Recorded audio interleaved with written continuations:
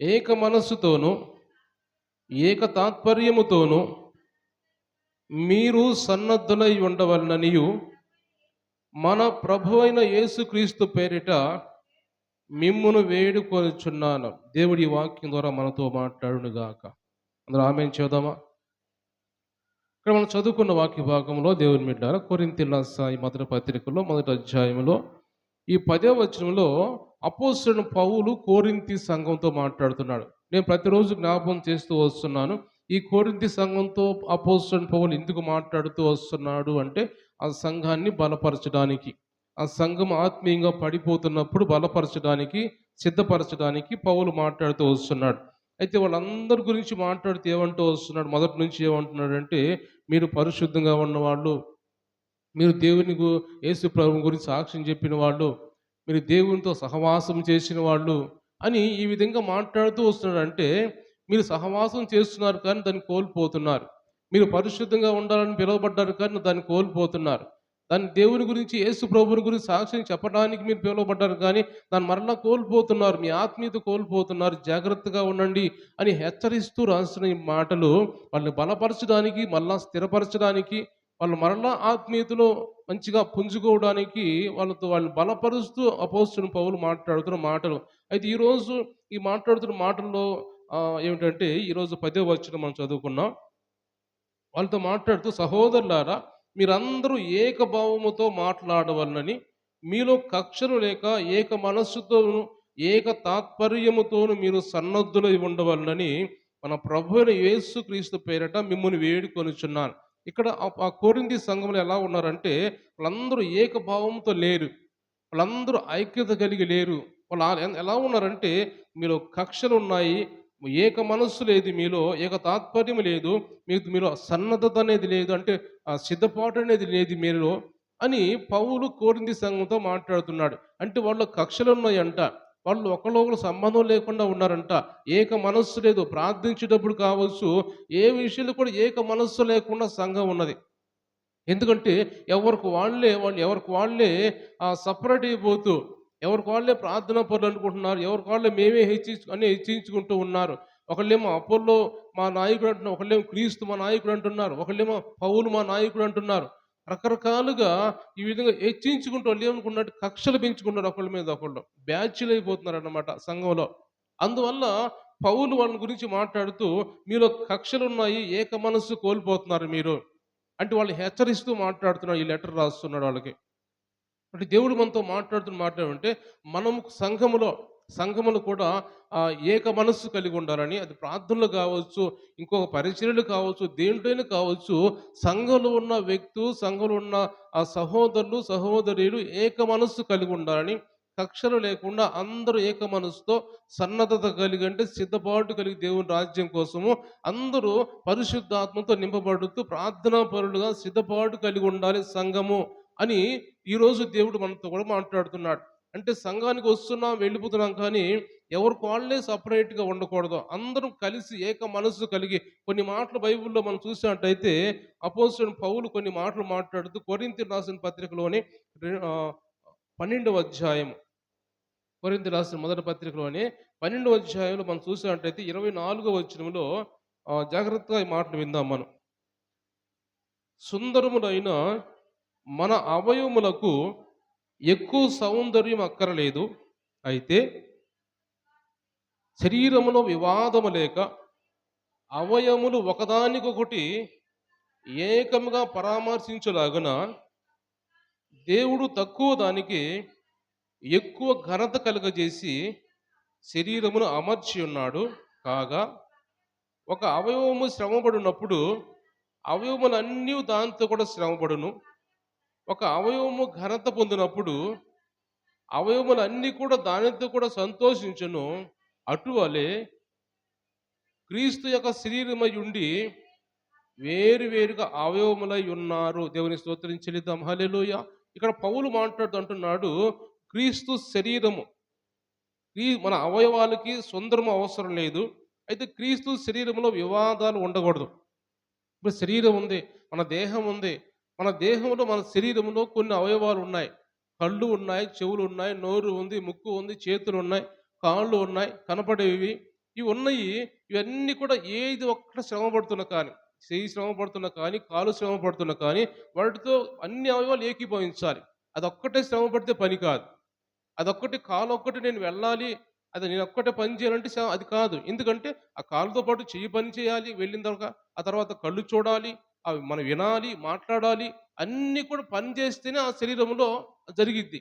అంటే అన్నీ కూడా ఒక ఏకీభవించి చేస్తేనే ఆ పని జరిగిద్ది. అంతేగాని ఒక్కటి చేస్తే పని జరగదు. అందుకే అంటున్నాడు దేవుని ఈ శరీరాన్ని ఏమంటున్నాడంటే దేవుని సంఘాన్ని శరీరం అంటున్నాడు. యేసు ప్రభు శరీరము సంఘము.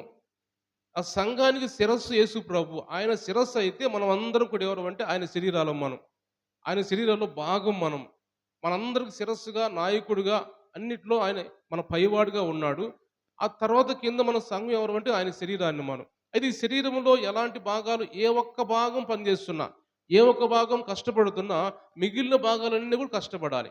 మనం చెప్పుకున్నాం కదా! మన శరీరంలో ఏ ఒక్కటి శ్రమ పడుతున్నా కానీ అన్నీ శ్రమ పడితేనే పని అయ్యిద్ది. లేకపోతే ఒక్కదానితో పని కాదు. అలాగే అపోస్తలుడు పౌలు అంటున్నాడు, మీరు సంఘంలో కక్షలతో ఉన్నారు, విభేదాలతో ఉన్నారు, సన్నద్ధత లేకుండా ఉన్నారు కాబట్టి మీరు యేసు ప్రభు శరీరం మీరు. యేసుక్రీస్తు శరీరం కాబట్టి మీరందరూ కలిసి ఉంటేనే సంఘం అనేది ఒక పేరు ఉంటది. సంఘం అనేది ఒక అభివృద్ధి చెందిద్ది గానీ, మీ పాటికి ఎవరి పాటికి వాళ్ళు ఉంటే సంఘం అభివృద్ధి చెందదు. ఒక్కళ్ళే క్రీస్తు వాడు అంటున్నారు, పౌలు వాడు అంటున్నారు. వాళ్ళొక్కళ్ళే మిగతా వాళ్ళు ఏమవుతారు? కాబట్టి అందరూ కూడా అక్కడ మాట్లాడుతూ అంటున్నాడు అపోస్తలుడు పౌలు మాట్లాడుతూ అంటాడు. ఎందుకంటే సంఘంలో దేవుడే కొందరిని ఏర్పరుస్తాడు. కింద రాసిన మాటలు మనం చూసినట్టయితే అక్కడ మనం చదువుకున్న మాటలో దేవుడు సంఘంలో మొదట కొందరిని అపోస్తలుగాను, కొందరిని ప్రవక్తలుగాను, కొందరిని బోధకులుగాను, కొందరిని అద్భుతములు చేసేవారిగాను, కొందరిని స్వస్థపరుచు కృపావరములు గలవారిగాను, కొందరిని ఉపకారము చేయవారిగాను, కొందరిని నాయకులుగాను, కొందరు నానా భాషలు మాట్లాడేవారుగాను, రకరకాలుగా దేవుడే ఇస్తాడు. ఆయన చిత్త ప్రకారం ఇస్తాడు. మనం కొంతమంది సంఘంలో ఉన్నాం. కొంతమందికి స్వస్థపరిచే వరం ఇస్తాడంట. కొంతమందికి ఏమో అద్భుతాలు చేసే వరం ఇస్తాడు. కొంతమందికి ఏమో వాక్యం చెప్పే వరం ఇస్తాడు. కొంతమందికి భాషలు మాట్లాడే వరం ఇస్తాడు. కొంతమంది భాషలకు అర్థాలు చెప్పే వరం ఇస్తాడు. ఆయన చిత్త ప్రకారం ఆయన ఇస్తాడు. కానీ ఇవన్నీ కూడా దేంట్లో భాగాలు? సంఘంలో భాగాలే. ఇవన్నీ కూడా యేసుప్రభు శరీరంలో భాగాలు కాబట్టి ఇది వాళ్ళు స్వస్థపరిచేవాళ్ళు కాబట్టి వాళ్ళతో నాకు సంబంధం లేదనుకోకూడదు. వాళ్ళు బోధకులు కాబట్టి వాళ్ళతో నాకు సంబంధం లేదనుకోకూడదు. ఎందుకంటే అందరూ సంఘంలో ఉన్నారు కాబట్టి అందరూ దేవుని అవయవాలు కాబట్టి అందరూ ఒకటిగానే ఉండాల. దేవుడే ఆయన చిత్త ప్రకారం వేరు వేరుగా ఇస్తాడు మీకు. ఏదైనా వరాలు ఇవ్వాలంటే, ఏదైనా మీకు ఇవ్వాలంటే దేవుడే ఆయన ఇస్తాడు. అంతేకాని మీరందరూ ఒకటే సంఘము, ఏక మనస్సు కలిగి ఉండండి మీరు. ఇక్కడ దేవుడు మాట్లాడుతున్న మాట ఏంటంటే, ఏక మనస్సు కలిగి ఏక తాత్పర్యం కలిగి ఉండండి. ఒకే ఆలోచనతో, ఒకే మనస్సు కలిగి మీరు ఉండండి అని అపోస్తలుడు పౌలు కొరింథీ సంఘంతో మాట్లాడుతున్నట్టుగా ఈరోజు దేవుడు కూడా మనతో మాట్లాడుతున్నాడు. ఏక మనస్సు కలిగి ఉంటేనే సంఘం అభివృద్ధి చెందింది. ఏక తాత్పర్యం కలిగి ఉంటేనే, ఏక ఆలోచన కలిగి ఉంటేనే సంఘం అనేది అభివృద్ధి చెందింది. ఆయన శరీరం అభివృద్ధి చెందింది. లేకుంటే ఆయన శరీరం అనేది అభివృద్ధి చెందదు. ఆ యేసుప్రభు శరీరం మనం అందరం. మనం అనాలోచితంగా ఉండకూడదు మనం. మనం ఎవరు అంటే ఆయన శరీరంలో భాగాలు మనం. ఆయన శరీరంలో భాగాలైన మనము ఎంత పరిశుద్ధంగా ఉండాలి? యేసుప్రభు శరీరం అంటే ఆయన చెయ్యి ఎంత పరిశుద్ధమో, ఆయన కాలు ఎంత పరిశుద్ధమో, ఆయన కళ్ళు కావచ్చు, ఆయన నోరు కావచ్చు, ఆయన ఉమ్మి వస్తే ఆ ఉమ్మి ద్వారా గుడ్డివాడు స్వస్థపడ్డాడు. ప్రతి అవయవము కూడా యేసు ప్రభుది పరిశుద్ధమే. అలాంటి పరిశుద్ధమైన మనుషులు మనం. ఆయన అవయవాలు మనము. మనం ఇంకెంత పరిశుద్ధంగా ఉండాలి? ఇంకా ఏక మనస్సు కలిగి ఉండాలి. ఏక తాత్పర్యం కలిగి ఉండాలి. నేను రాకడికి సిద్ధపాటు కలిగి ఉండాలి. సన్నద్ధత కలిగి ఉండాలి మేము. ఇవన్నీ కూడా మనము ఆలోచన చేసి మేమందరూ ఏక మనస్సు కలిగి ఉండాలని ఒక ఆలోచన చేయాలని అక్కడ అపోస్తలుడు పౌలు ఈరోజు మనతో మాట్లాడుతున్నాడు. మరొక వాక్యం మనం చూసినట్టయితే ఎఫెసీయులకు రాసిన పత్రిక 4వ అధ్యాయం 3వ వచనం చదువుదాం. ఎఫెసీయులకు రాసిన పత్రిక అపోస్తలుడు పౌలు 4వ అధ్యాయము 3వ వచనం చదువుదాం. మీరు పిలువబడిన పిలుపునకు తగినట్లుగా దీర్ఘశాంతముతో కూడిన సంపూర్ణ వినయముతోను సాత్వికముతో నడుచుకొనవలనని ప్రభువును బట్టి ఖైదీనైన నేను మిమ్మును బతిమాలుకొనుచున్నాను. శరీరం ఒక్కటే, ఆత్మ ఒక్కడే. ఆ ప్రకారమే మీ పిలుపు విషయమై ఒక్కటే నిరీక్షణ ఉండుటకు పిలువబడితిరి. చాలు గమనించినట్టు ఇక్కడ దేవుడు మాట్లాడుతూ అంటున్నాడు. ఎఫెసీ సంఘానికి కూడా రాస్తూ అపోస్తలుడు పౌలు ఏమంటున్నాడంటే, మీరు పిలువబడిన పిలుపునకు తగినట్టుగా దీర్ఘశాంతముతో కూడిన సంపూర్ణ వినయముతో సాత్వికంతో నడుచుకోండి మీరు. మీరు ఎలాంటి పిలువబడ్డారు? ఎలాంటి పిలుపుతో మీరు పిలువబడి దేవుని సన్నిధికి వచ్చారు? ఎలాగ దేవుడు మిమ్మల్ని పిలిస్తే నా నా సన్నిధికి రా, నువ్వు పరిశుద్ధంగా ఉండు, మారుమనసు పొందు అని దేవుని పిలుపుని అందుకొని మనము దేవుని సన్నిధికి వచ్చాము. వచ్చిన వారి దేవుని సంపూర్ణ వినయముతో ఉండండి, సాత్వికంతో ఉండండి, నడుచుకోండి. మీరు ప్రభువును బట్టి ఖైదీనైన నేను మీతో బతిమాలుకొనుచున్నాను. అపోస్తలుడు పౌలు మాట్లాడుతున్నాడు. అంటే ఏమంటున్నాడంటే శరీరం ఒక్కటే, ఆత్మ కూడా ఒక్కడే. ఆ ప్రకారం పిలుపు విషయమై ఒక్కడే నిరీక్షణ ఉన్నటకు పిలువబడితిమి. ప్రభువు ఒక్కడే, విశ్వాసం ఒక్కటే, బాప్తీసం ఒక్కటే. అందరికీ తండ్రి అయిన దేవుడు ఒక్కడే. ఆయన అందరికి పైగా ఉన్నవాడై అందరిలో వ్యాపించి అందరిలో ఉన్నాడు. దేవుడు ఒక్కడే, ఆత్మ ఒక్కటే, బాప్తీసం ఒక్కటే, అన్నీ ఒకటే. గమనించినట్లయితే అపోస్తలుడు పౌలు కొరింథీ సంఘంతో మాట్లాడుతూ 10వ అధ్యాయంలో ఆడ రాయబడిన మాట ఏమిటంటే, ఒక మాట రాస్తాడు అక్కడ. అందరూ కూడా ఒకే కొన్ని లక్షల మంది, దాదాపు 20 లక్షల మంది 10వ అధ్యాయం మనం చూస్తే మొదట్లో, ఈ సంగతి మీకు తెలియకుండాటకు నాకు ఇష్టం లేదు. అదేదనగా మన పితరులందరూ మేఘము కింద ఉండిరి, వారందరూ సముద్రంలో నడిచిపోయిరి, అందరూ మోషేను బట్టి మేఘములోను సముద్రంలోను బాప్తీసం పొందిరి, అందరూ ఆత్మ సంబంధమైన ఒకే ఆహారం భుజించిరి, అందరూ ఆత్మ సంబంధమైన ఒకే పానీయము చేసిరి. దేవుని స్తోత్రం చెల్లిద్దాం. హల్లెలూయా. గమనించినట్టయితే అపోస్తలుడు పౌలు మాట్లాడుతూ ఇజ్రాయెల్ గురించి మాట్లాడుతూ, ఆ ఇజ్రాయెల్ ఆ రోజు ఐగుప్తు దేశం నుంచి బయలుదేరి వచ్చేటప్పుడు వారందరూ కూడా ఒకే సముద్రంలో అందరూ బాప్తిసం పొందారు.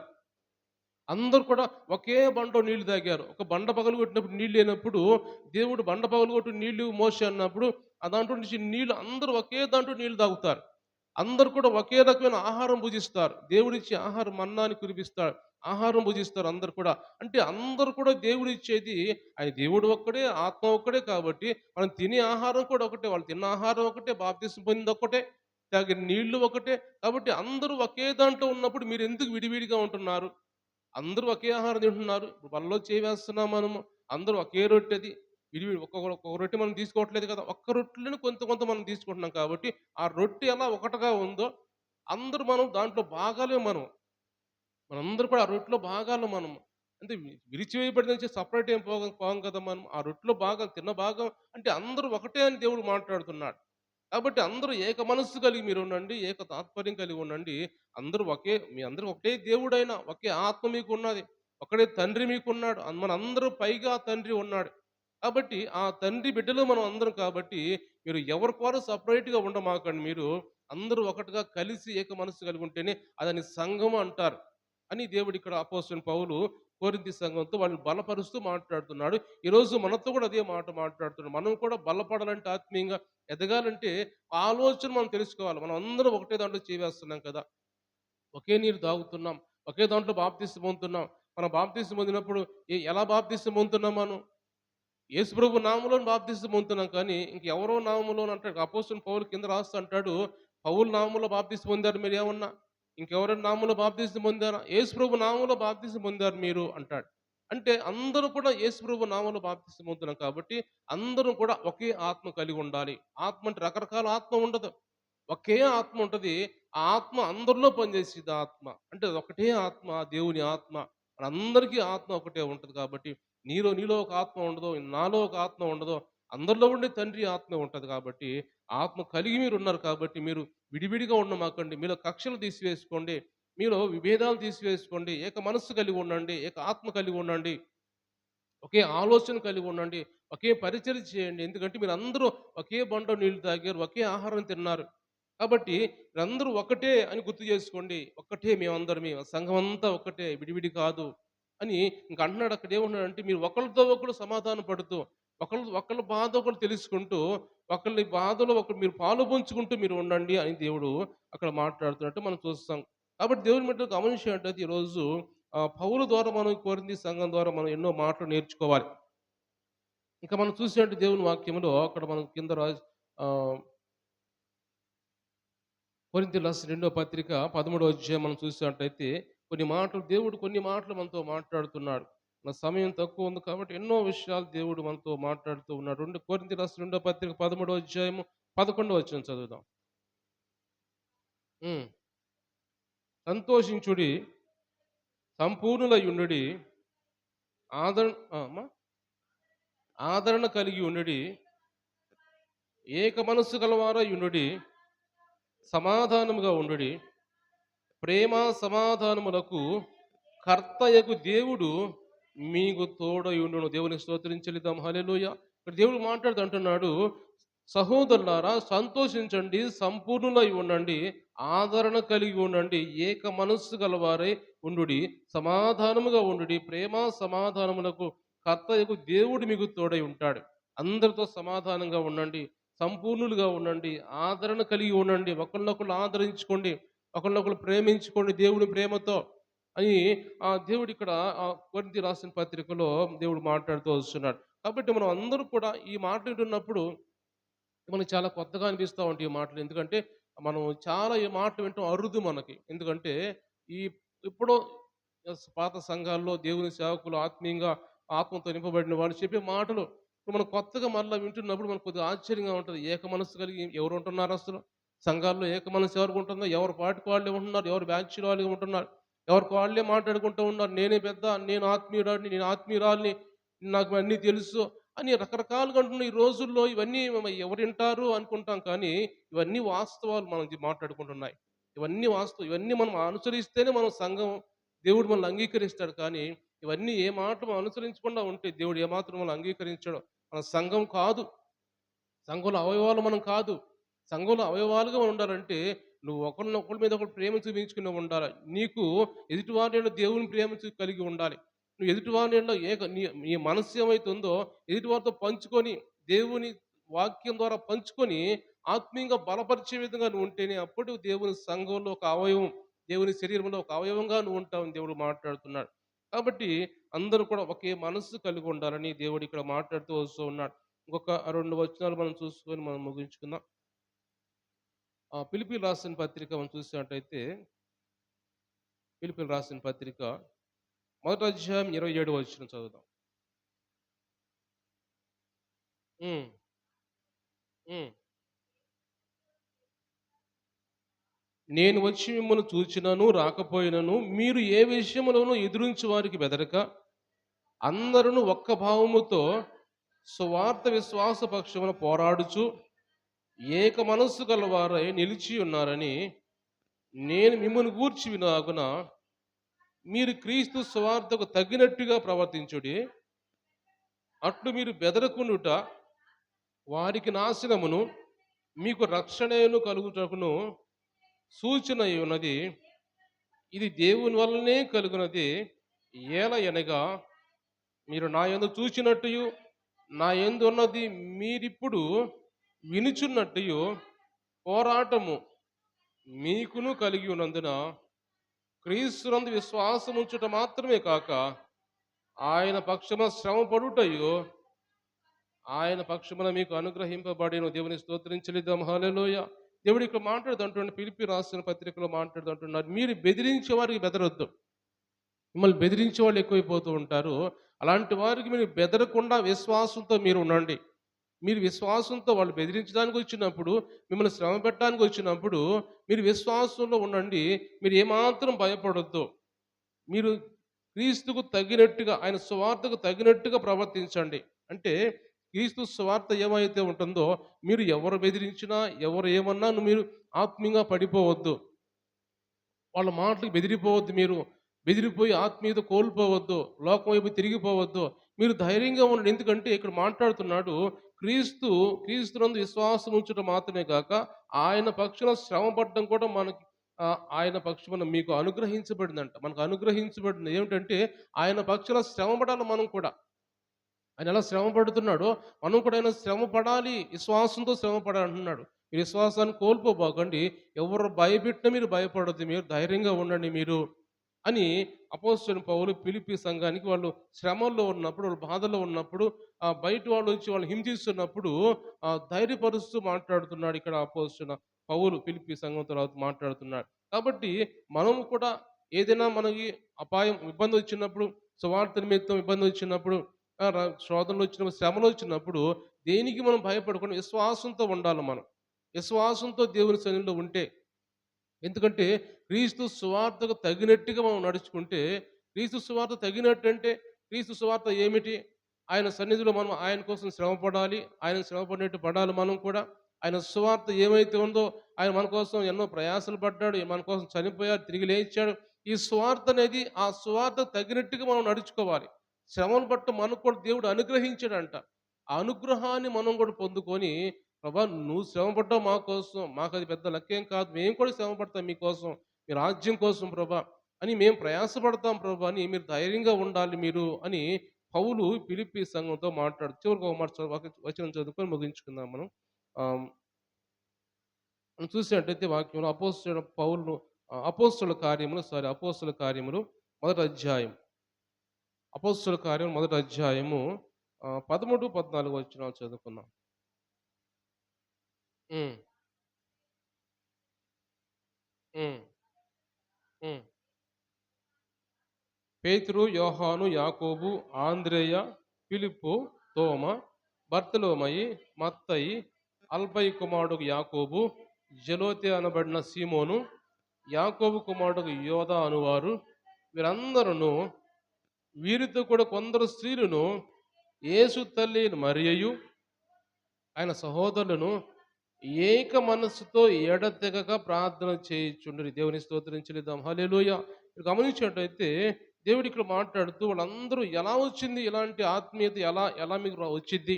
ఎలా మీరు అలాగ ఉండగలరు? ఒక సంఘంగా ఉండగలరు, ఒక శరీరంలో భాగంగా ఉండగలరు, ఏక మనసుతో ఎలా ఉండగలరు అని దేవుడు మాట్లాడుతూ ఎలా ఉండగలమంటే మనం అందరూ కూడా ఏక మనస్సుతో ప్రార్థన చేస్తే దేవుని ఆత్మ అనేది మన మీద దిగి వచ్చేది. దేవుని ఆత్మ మన మీద దిగొచ్చిన తర్వాత ఆ ఆత్మ ద్వారా ఏక మనస్సు కలిగి ఉంటాం మనము. కాబట్టి ఆ ఆత్మను మనం అందరం పొందుకోవాలంటే దేవుని సన్నిధిలో ఎడతెగక ప్రార్థన చేయాలని దేవుడు మాట్లాడుతున్నాడు. ఏక మనస్సుతో వాళ్ళు ప్రార్థించారంట. ఎడతెగక ప్రార్థించారంట. అలా ప్రార్థించినప్పుడు ఆకాశం నుంచి ఒక సుడిగాలి వలె వచ్చి, ఒక అగ్ని వలె వచ్చి వాళ్ళందరి మీదకి ఒక అగ్ని నాలుకల వలె విడిపోయి ఒక్కొక్కళ్ళ మీదకి అగ్ని నాలుకలు దిగినప్పుడు వాళ్ళందరూ ఆత్మను పొందుకొని భాషలతో మాట్లాడుతూ వాళ్ళు దేవుని ఆత్మతో నింపబడినట్టుగా దేవుని వాక్యం చూస్తాం మనం. అలా పొందుకుంటే అలాంటి వారు ఎలా ఉన్నారు శిష్యులందరూ కూడా? వాళ్ళందరూ ఏక మనస్సు కలిగి ఉన్నారు. ఏక తాత్పర్యం కలిగి ఉన్నారు. వాళ్ళ కక్షలు లేవు. ఒకళ్ళనొకళ్ళు సమర్థించుకుంటూ, ఒకళ్ళనొకళ్ళు పురిగొల్పుకుంటూ ఆ శిష్యులందరూ దేశం, ప్రపంచం అంతా వ్యాప్తి చెందారు వాళ్ళు. వాళ్ళు ఎలా వాళ్ళలో కోపాలుంటే, వాళ్ళు తేడాలుంటే, కక్షలుంటే ఇంత సువార్త ప్రకటించేవాళ్ళా? దేశమంతా, ప్రపంచం అంతా దేవుని గురించి ప్రకటించేవాళ్ళా? అది ప్రకటించేవాళ్ళు కాదు. ఎందుకంటే వాళ్ళందరూ ఒకే ఆత్మను పొందుకున్నారు కాబట్టి. దిగి వచ్చేటప్పుడు ఒకే అగ్ని దిగి వచ్చింది. ఒకే అగ్ని దిగి వచ్చింది. అగ్నిలో విడిపోయి ఒక్కొక్కళ్ళ మీద నాలుకల వలె తల మీదకి అలాగ వాలిపోయినాయి. దేవుని ఆత్మ దిగింది. అలాంటప్పుడు ఒకే ఆత్మ పొందుకున్నారు కాబట్టి వాళ్ళందరిలో ఏ భేదాలు లేవు, ఏ కక్షలు లేవు, ఏ ఏ విభేదాలు లేవు. అందరూ ఏక మనసుతో ఉన్నారు కాబట్టి అలాగ దేవుని సువార్త అనేది వ్యాప్తి చెందింది. ప్రపంచం అంతా వ్యాప్తి చెందిందంటే ఏక మనస్సు ఉంది కాబట్టి ఈరోజు మనం నేర్చుకునే మాట ఏమిటంటే ఈరోజు ఏక మనస్సు కలిగి మనం ఉండాలి. ఏక తాత్పర్యం, ఏక ఆలోచనతో కలిగి ఉండాలి మనము. కక్షలు, విభేదాలు అనేవి మనలో ఉండకూడదు. సంఘంలో ఉండకూడదు. అందరూ ఎవరు కూడా హెచ్చించుకునే తత్వంలో ఉండకూడదు. అందరూ తగ్గించుకొని క్రీస్తు తగ్గించుకున్నాడు కాబట్టి మనం కూడా తగ్గించుకోవాలి. క్రీస్తు దాసుడుగా వచ్చాడు కాబట్టి మనం కూడా దాసులమే అనుకోవాలి. కాబట్టి అలాంటి ఆలోచనతో మనం తగ్గించుకొని దేవుని సంధికి మనం ఉన్నట్టయితే దేవుడు మనల్ని కూడా ఆయన సంఘంలో, ఆయన శరీరంలో ఒక అవయవంగా మనల్ని కూడా ఎన్నుకుంటాడు. దేవుని స్తోత్రం చెల్లిద్దాం. హల్లెలూయా. దేవుని బిడ్డలు గమనించినట్టయితే ఈరోజు నిన్నటి దినాన ఆహ్, ఒక గొప్ప సేవకుడైన ఆయన పేరేంటి? ఆ! కాదు, కాదు, కాదు. చనిపోయాడు ఒకాయన. గొప్ప సేవకుడు ఒకాయన రాత్రి చనిపోయారు. ఎవరంటే ఆయన పేరు సంతోషం గంటెల ప్రకాష్. ప్రకాష్ అనే సేవకుడనమాట ఆయన. తెలుగు రాష్ట్రాల్లో బాగా మంచిగా వాడబడేవాడు. మంచిగా స్పీకర్ ఆయన. బాగా మంచిగా అనేక మందికి మొన్న ఒకాయన ఎలా చంపబడ్డాడో అలాంటి దాదాపుగా అలాంటి మంచి స్పీకరే ఆయన. అలాంటి ఆయన రాత్రి కాలం ఆయన చనిపోయాడు. అంటే ఆయన హైదరాబాద్‌లో ఉంటున్నాడు. గుంటూరు అయింది. ఈరోజు రేపు గుంటూరు తీసుకొచ్చి ఆయన్ని మామూలుగా సమాధి కార్యక్రమం చేస్తారంట. వాళ్ళ వాళ్ళ కుటుంబం పిల్లలెవరు లేరు ఆయనకి. భార్య ఉందిగా పిల్లలు లేరు. పిల్లలు పుట్టలేదు కాబట్టి ఆ భార్య ఒంటరిగా ఉంది. సంఘం పెద్ద సంఘం ఉంది కానీ ఒక భార్య ఒంటరైపోయింది. ఆయనకి కొంతకాలంగా కిడ్నీలు బలహీనతతో ఉన్నాడట. అయినా కానీ దేవుని సన్నిధిలో బాగానే వాడబడుతున్నాడు. ఒక్కసారి నిన్నటి రోజున అకస్మాత్తుగా ఎక్కువైపోయి పడిపోయి హాస్పిటల్ ఐసీయూలో పెట్టారు. ఐసీయూలో పెట్టిన కొద్ది గంటల్లోనే చనిపోయాడంట ఆయన. రాత్రి కాలం చాలామంది సేవకులు ఆయన దగ్గరికి వెళ్తున్నారు. చాలామంది సేవకులు కూడా ప్రార్థన చేస్తున్నారు కాబట్టి, వాళ్ళ కుటుంబం కోసం, వాళ్ళ భార్య కోసం, పాస్టర్ గారి కోసం మనం కూడా ప్రార్థన చేయాలి. సంఘం ఎక్కడ చెదిరిపోకుండా సేవకుడు చనిపోయాడు కాబట్టి సంఘం చెదిరిపోకుండా సంఘం అంతా ఏక మనసుతో మంచిగా ఆ పాస్టర్ గారిని ప్రోత్సహించే విధంగా ఉండాలని మనం కూడా ప్రార్థన చేద్దాం. దేవుడి మాటలు దీవించి ఆశ్రయించుగా కళ్ళు మూసుకుందాం, ప్రార్థన చేసుకుందాం. దేవా ఈరోజు మాతో మాట్లాడింది దేవా నీకు వందనాలు ప్రభా. ఏక మనస్సు కలిగి మేము ఉండాలని ప్రభా, ఏక తాత్పర్యం కలిగి ఉండాలని కొరింథీ సంఘంతో మీరు మాట్లాడుతూ పౌలు గారి ద్వారా అయ్యా మాతో కూడా మాట్లాడింది దేవా నీకు వందనాలు ప్రభా.